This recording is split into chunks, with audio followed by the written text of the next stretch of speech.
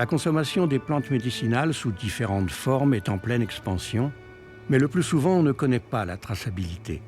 La situation me semble donc confuse.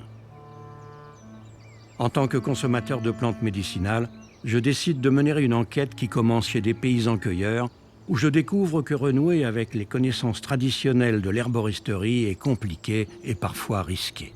Ce qui fait l'efficacité ou l'usage d'une plante, c'est quand même lié à son milieu, à ce qu'elle a développé comme stratégie pour vivre dans un milieu donné.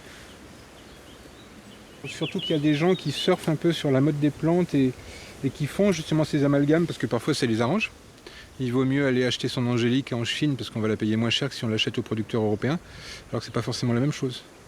En première intention, on utilise d'abord les plantes, les huiles essentielles, et puis après, si ça va pas trop bien, on complète par des médecines classiques, conventionnelles. Ce que beaucoup de mes confrères, malheureusement, ignorent.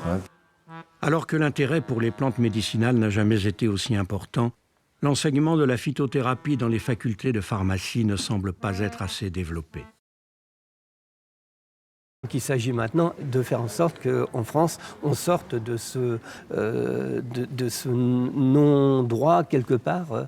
Il y a véritablement besoin de légiférer là-dessus, de reconnaître les métiers avec une formation diplômante. Les plantes, elles nous accompagnent depuis les débuts de l'humanité et je crois qu'elles sont une promesse de sens. C'était des choses qui appartenaient au peuple avant, aux gens de la campagne notamment, et aujourd'hui c'est nous qui le professionnalisons pour le garder aussi, et puis dans le but de le transmettre aussi.